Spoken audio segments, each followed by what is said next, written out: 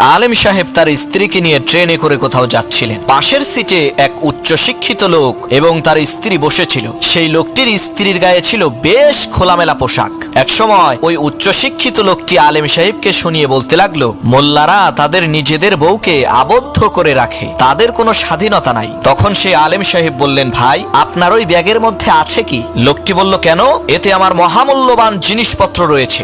আলেম সাহেব বলল, আপনি এগুলো ব্যাগের ভিতরে রেখেছেন কেন?